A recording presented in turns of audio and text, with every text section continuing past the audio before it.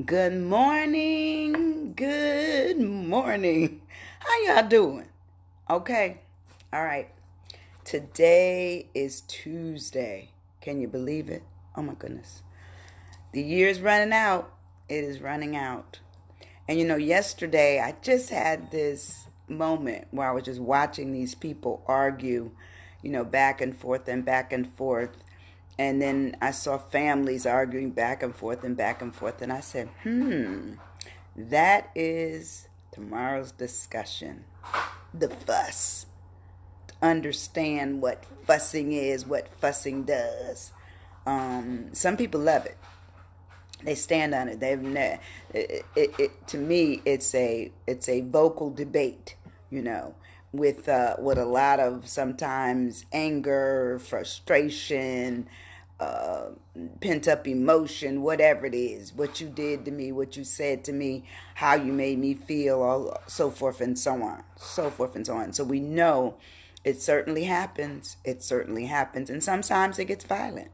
Sometimes fuss just to start a fuss with somebody. You don't know their potential. That's why I always used to tell my daughter or little young people that I was with, I said, listen, every time somebody says to you does not deserve a response. Sometimes it may be negative, it doesn't deserve a response because you don't know the level of what this person's possibility for uh volatile towards you. You don't know. Like the road rage. That always just sat me down.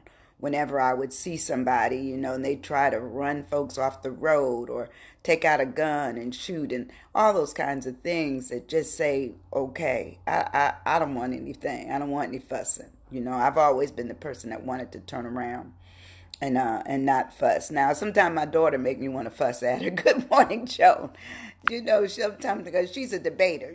Like she always said, but why? You give her the bottom line, but then that why wasn't good enough. She wants another why. So sometimes we have to understand the personalities of people that we may live with, or people that we may work with, or people that we go to church with. Like sometimes some of the craziest things. Good morning, Joan.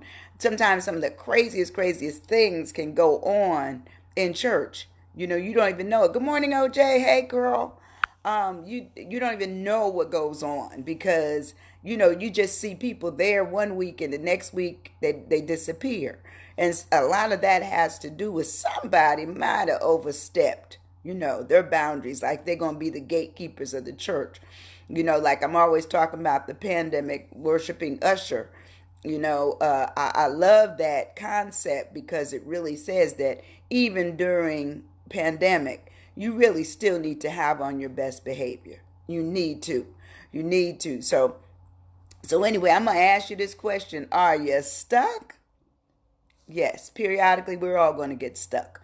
We're going to get stuck with family, with friends, with workshops, things going on. We're going to get stuck. Our money may be funny. We're going to get stuck with so many things. And we have to own up to the fact that everything we get stuck on does not deserve any fuss. It does not deserve any argument. It does not deserve, I'm going, to tell mama or whatever it is. That was when you were young, you go tell mama and she would take care of stuff. In fact, when we were coming up, we used to call my mother, my mother could clear out, and I'm from New York, so my mother literally could clear out a schoolyard. There'd be a whole bunch of kids there, and they see my mother walking up the street like Eveline. And I didn't get the concept of Eveline until I got older, because that was The Wiz, which came out, in the 70s. And I remember Lily, that was my mother's name. I remember her walking up the street, and everybody said, Tommy, and they would name all of us off. Oh my goodness, here come Lily. Like fleas, gone. Like flies, gone. She would just disperse everybody. But my mother also was a person who could fuss. And so that I knew I didn't like. I just personally don't like it. So I would always, and I've told you this before, I go find a book And I go get in the closet with my flashlight, and that's where I would stay until the coast was clear to come out. So I know that my personality just tells me I'm not a fusser. But put in there in the little thread if you know you are a person who likes to fuss a little bit. So today I'm going to start off, and since we're born into our families, sometimes our families are the ones. In fact, sometimes they say that the families can make you either one that you're born into or one that you're married into. You inherit both of them, one by forming a new relationship, and the other by being born into that relationship, those relationships already there. So it says that sometimes family can be the most angriest, possibility for things to really flare up. But I'm gonna read you this poem I found this morning on Pinterest.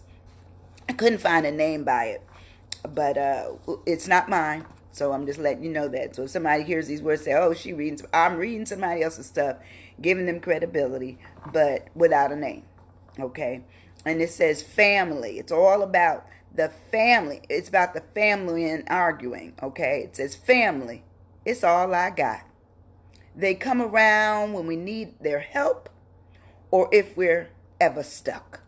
We fight and argue every day. We curse and shout at them. But at the end of we unite, 'cause they're our closest friends. The love we have is mutual, although we never show it. The ups and downs will come around. As family, we'll get through it. My family means the world to me, and no one can replace. They're everything I ever wanted, but now I rest my case. Meaning they're going to go right back out and do the same thing that they do again and again and again, which is to have that conversation that may, eke up into an argument, into fuss. I just don't like it, but I know people do it. I know they do it. And some people get a lot of charge out of it. If they're not fussing, there ain't no love going on. Well, and like they like the honeymoon, and then the separation, and then the honeymoon, so the makeup period. Nah, I don't want it. That's just not Sandy. So when we talk about fuss, it says fuss is a display of unnecessary or excessive excitement, activity, or interest. And it says it's ballyhop. It's going to be the bustle. It's going to be turmoil. It's going to be the hubba. It's going to be the brouhaha, the twizzy, the storm. They say the storm and a cup of tea. I never heard that before, but I looked it up. That's what it says. It's fuss. It's the furor. It's the bother. It's the fluster, the upset, the fuzzy, the stew. It says it's the disturbance, the confusion. Y'all know, confusion is horrible. After a while, you forgot how something even started because the confusion just gets so far away from what it started with. It says the agitation of something, the commotion, the stir, and the bustle. So to me, fussing is a lot of stuff.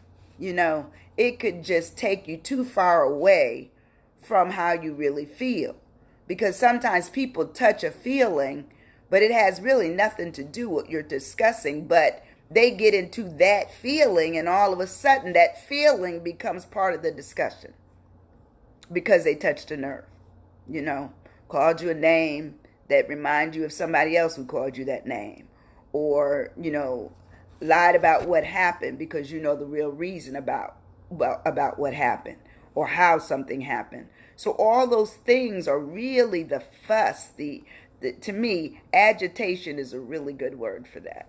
I don't want to be agitated, especially early in the morning, especially late at night. And as soon as I come in from work, no thank you. We'll discuss something in a little while. But if it's at a level that's too high up in the temperature, I'm done with that too. I'm good for walking away.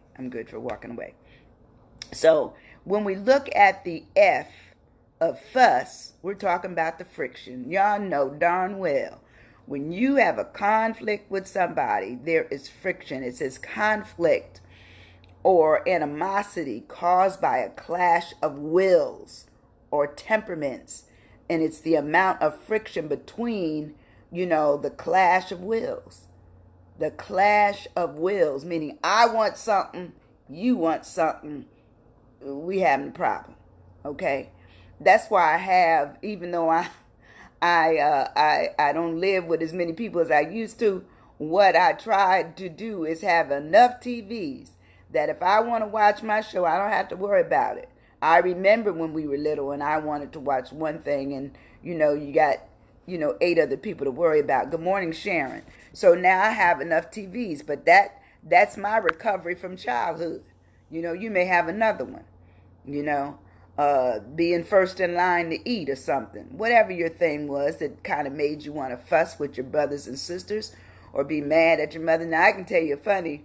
Everybody knows that I'm a funny eater, so I like my grits where they're creamy, but they cannot be runny and they cannot be too hard. Well, my grandmother always, my mom said, well, Grandma gonna make you grits. And I would just get so upset and want to cry because grandmother wasn't good at grits. My mother was good at them, but she didn't like to do them. But after a while, we because they saw how we complained, they both learned how to cook them much better. But I remember one time you would go down for grits and the spoon would be saluting you, standing straight up in the bowl. Oh, I'd be so mad because they were too tight, and my mother didn't give us a lot of butter and sugar because that's the way I used to like my grits when I was, I'm a New Yorker now, so a New Yorker knows how to eat grits differently, and I don't understand that because they were raised in the South. My mother and father were raised in the South, but I don't know. Once they moved north, they changed a few things, so I didn't learn about eating gravy on grits and eggs and all that kind of stuff until I got older, and still don't eat it there. I have to have my grits still separated. That's just my thing. Good morning, Janice. I have to have everything separated. But anyway, so the friction that is caused during this clash of wills is really disturbing. It says it's a discord, it's dishonesty. The friction talks about the strife that happens, the conflict that happens, the disruption, the argument, the quarreling, the bickering, the feuding, the resentment, the falling out. Okay. Oh, and speaking of falling out, when I was real little and my mom or somebody didn't do something the way I wanted it done, I'd literally fall out on the floor. So I've gotten better. I realize I can't have everything the way I want it anymore. And if I want it that way, I prepare it. I prepare yours the way you want it, and I'll go ahead and eat mine or what I'm gonna prepare the way I want it. But what I'm saying is that when you're a fuss budget, my mom used to call it fuss bucket or fuss budget. When you're one of those people, oh my goodness, your life is always on tilt. You're always ready to go in. You're always ready to get your point out there. And some people need to worry about getting their point out there when you keep escalating your blood pressure, especially when we get older. I think there's probably a lot of people that have left this world only because they were arguing and they allowed themselves to get too angry, too mad, too upset, and didn't know they had high blood pressure, and it took them out. So I try to keep everything at a fairly normal level, and let it be done. Let it be done. So the U of fuss is unbridled. And I said, okay, Sandy, where you get that word from? Unbridled means uncontrolled or unconstrained, unbridled. A lot of times they use it with horses and stuff, but unbridled in this instance means uninhibited, unchecked, rampant, unstoppable, excessive, wild, intemperate. Basically, you out of control. That's basically means that if you're that kind of person who fusses like that, you are out of control. Totally. Nothing can hold you down. You're concerned about yourself. You want to get your point across. You're not worried about what anybody thinks. You want them to know that, listen to me. And sometimes listening to me may be good, but sometimes I want people to stop long enough and listen to themselves. Good morning, T. Listen to yourself. Don't worry about what anybody else is thinking about this display of hostility, this display of anger. Because to be a fuss budget, as my mom called you, you're constantly on the edge of anger, of conflict, of your will versus somebody else's will. Unnecessary.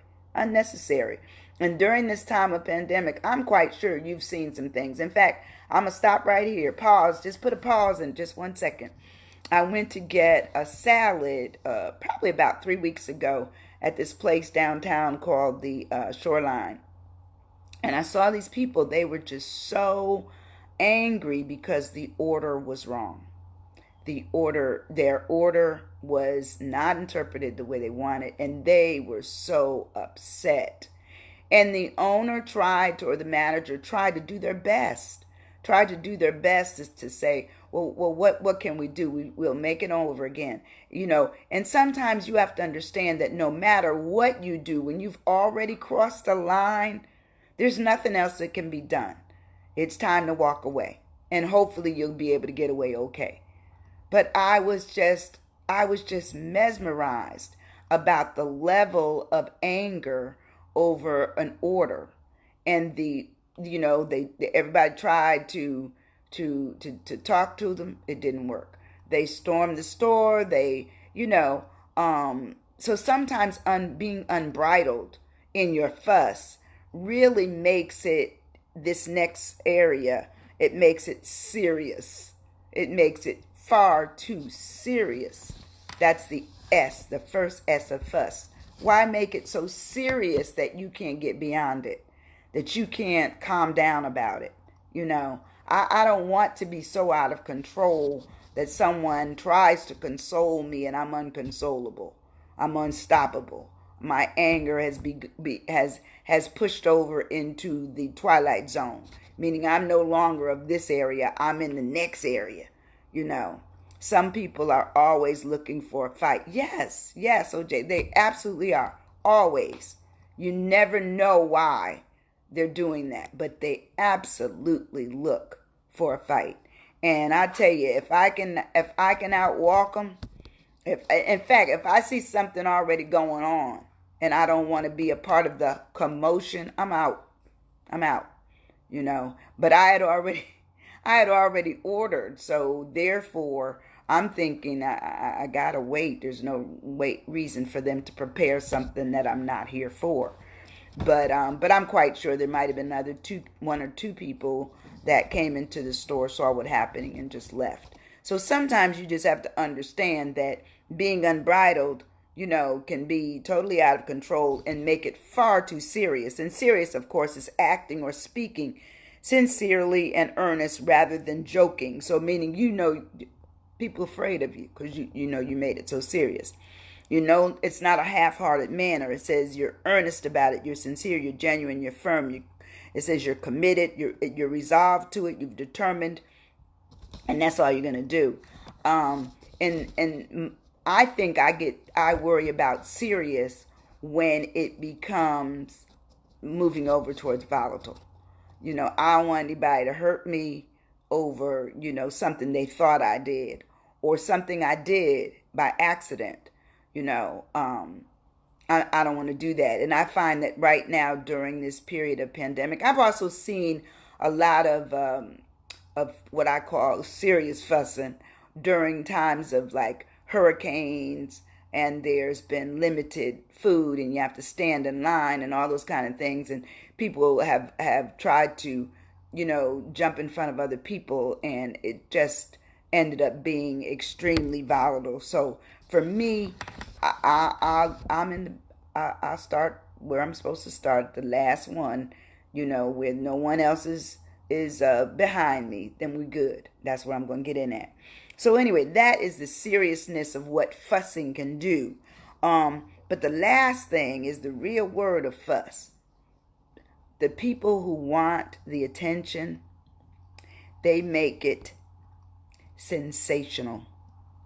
Haven't you seen where some people have seen things that are just sensationalistic? They just make it where they want to, it's a spectacle. They want you to see it. Presenting information in a very, it says, in a way that is intended to provoke the public interest. Haven't you seen people, or once they find an audience, the volume may go up louder and louder?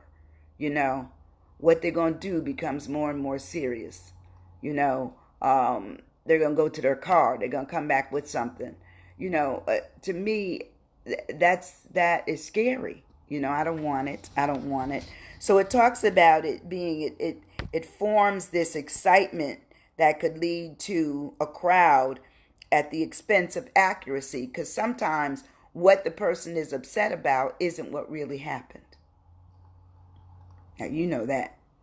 You know, it isn't what really happened. Somebody else might have done it, but it ends up that the persons that end up being affected by it ends up seeing that this became a huge, attention getter for a crowd. I don't want a crowd around me. If you're upset with me, let's go off to the side. We don't need a crowd.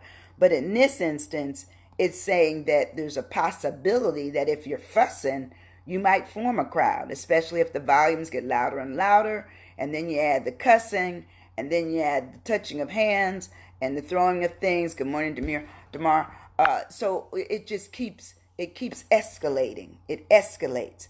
And it says, since to be sensational, it says it looks at something that's astonishing, something that's amazing. And when you've seen somebody fighting, sometimes, in the camera, everybody has these cameras now, so the camera on the phone tells it all, so a lot of times people say, I wasn't fussing at you, and you go back to the camera, and what were they doing? They were fussing. But it says it looks at, polarizing people, shocking, horrifying, because sometimes like to see, somebody have their bodies maimed or something happen to them that's so horrific, that not just them, that one person may come there, but other people may come around too. Like a crowd was around and near George Floyd when he was dying. A crowd that the police held back, but a crowd was there. So to me, that really talks about even when the people on the side were trying to fuss, they were fussing with the police that was right in front to try to say, hey, don't do that. That's just wrong. Don't do that. He can't breathe. So this is all talks about how sometimes what we do in our fussing can draw a crowd, and it becomes sensationalistic. It becomes fascinating to others, disturbing to some. It becomes significant. It becomes shocking. It becomes thrilling. It becomes stirring. Interesting, astonishing.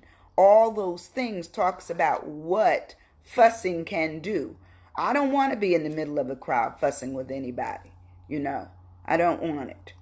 So I'm telling y'all right now, don't do it to me.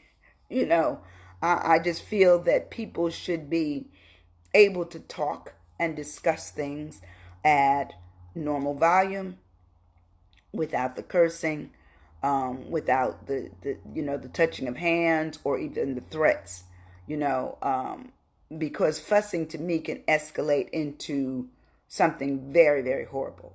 And so during this time of pandemic, I'm thinking that because we're not able to socialize that much, it just got into my spirit last night that I needed to address us. I need to address the possibility of being cooped up in a house with people where you might be having some discussions with, where one TV or the air conditioner is gone, and or the food is limited, or someone eats up all the food. All those things could certainly draw onto the ability for family members to fuss. Or if you're still working in a facility, and even though there may not be a lot of people in there, what may be happening is that there's not enough people for you to get the work done. And so, the one or two people that are there, you fussing at them. Hey, I can't get this done. It's only one of me. What are they doing at home? We need to get them on Zoom. So I'm just saying that fussing during this time of pandemic could be a horrible experience. And so I'm asking you not to do it. I'm asking you to pay attention to when things get higher and higher and higher into making people feel as if you've done something to them. You can apologize. You know, you can apologize and work out a schedule that makes it work better for everybody. And to me, that's what I try to do. You know, and sometimes moving helps, but during this time, moving may not be an option. It may not be an option. So when we move on and we talk about our questions today on fuss, I'm going to ask you the question. Are you the person who likes to fuss? Are you? What do you do with it? What do you do with the fussing, with your fussing? You know, and I know there's loads of people who love to do it. You know, they love the challenge. You know, I said, well, look, do it at a debate team, you know, at Dartmouth or something. You know, go and put that to good use, because we need people who can think well on their feet and be able to come up with a strategy that makes sense. We need that. To me, it's an art form, you know. But if it's just fussing and cussing, I don't know about that right there, you know. Question number 2, and I hope you have your pen and paper, you know, and writing these things down. And he says, yes, I fuss too. Okay, Lavender. You know, I just never been much of a big fusser. You know, my husband living, he liked to fuss. And I just go in my room and lock the door. Go sit down and read a book. Same thing. I mean, that's just like I told you about my childhood. I go in the closet, get my flashlight, get a book, start reading. But question number 2, can you handle the friction and conflict of what being a person who fusses will do? Can you do that? Sharon Jones, I don't care to. That's right. Yeah. Cuss too. I know, Lavender, you said you will bring out a word. Now, my mother brought out the words. You know, my mother would put combinations together, and I guess I must have been a little smart even when I was a little young. I said, Ma, those words don't go together. She said, shut up. Anybody asked you? Okay, you know what that word is. Okay, I'm just saying. But it said, so can you, how do you handle that friction? You know, do you escalate it, or do you eventually calm yourself down? What happens? What happens? And have any of you gotten to the point where you wanted to fight somebody just because it started with a fussing conversation? Write it in that thread there. Question number 3. Do you become unbridled when you are fussing with family members, friends, or even strangers? Do you become unbridled, totally uncontrollable, unstoppable? I'm going in. I'm going to let them know what I really mean. I'm not going to let this go down. You know, now my mother was that, you know, she was that. She would tell anybody what she felt she needed them to know. In fact, one time she went after one of my sister-in-laws because, you know, she called them up though. You know, that's when the telephone, you know, the still standard telephone, she had them up. She dialed those numbers, you know, FR22, what I'm making up a number, 663. And she called them up. She said, oh, heard you were talking about me. She said, well, you shouldn't have a conversation about yourself. I'll be right over. And she went. Okay, and she went. Remember that I told you about that Eveline kind of attitude? She went on up the street, and you know, we lived on a hill. She went all down the hill, and the person lived on the slant of the hill. She went all down there. And when she got to the house, you know the woman was gone. So when she came back home, she walked back home, still walking fast. And when she got back home, she said, now this is what she said, okay? I didn't say this. She said the bee was gone. So there you go. My mother was not only a person that fussed, but she would back up her fuss with cussing, and also she may throw a jab or two if she gets you. So anyway, but I saw it, but I didn't really partake in it. It didn't become a part of what I would do later on in life. So I try to walk away. Me too, T. I try to. I do my best. I try to walk away. Number 4, how serious does your fussing become, or do you turn away? Which is what T just said. She turns away. I turn away. I don't let it get so serious that, I want to, get up in your face. No, thank you. Especially now with the corona. No, thank you. This is the worst time to be up in somebody's face.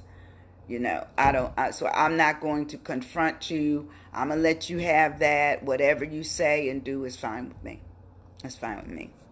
And the last question is, do you become loud and make it a sensational opportunity for others to see?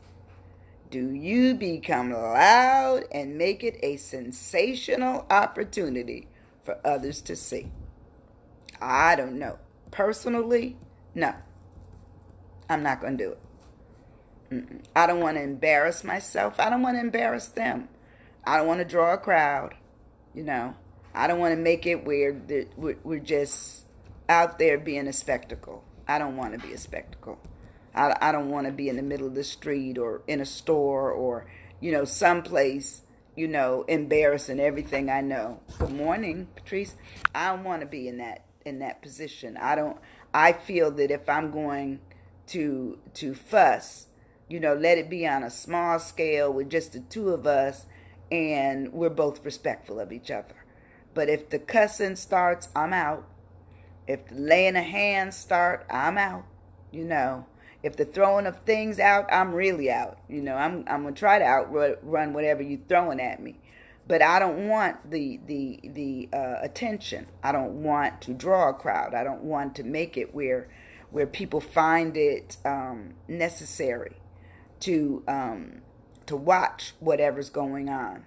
And as I told you in that store, people were trying to intervene, and there was no intervention. There was nothing that could go down. The people had made up in their mind that they were just that disgusted with what happened, that their order was prepared wrong, their food order. So sometimes, no matter what we do, we can't correct what happened. We cannot correct what happened. Not saying that we even knew we did it, because sometimes accidentally we've done something that may make people upset with us.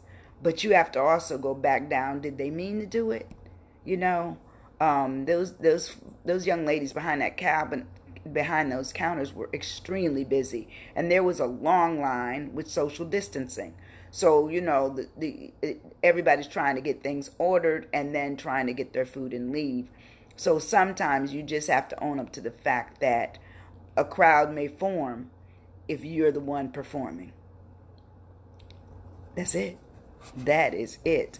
Well, look, I hope you had a great day yesterday, and that you're going to make it even a better day today, and you're going to look at taking care of that opportunity to fuss by turning away, turning another cheek, going and pivoting on your feet, and just saying, you know what, I'm done. I don't need this. It's not a good thing for me. It doesn't help me in any way.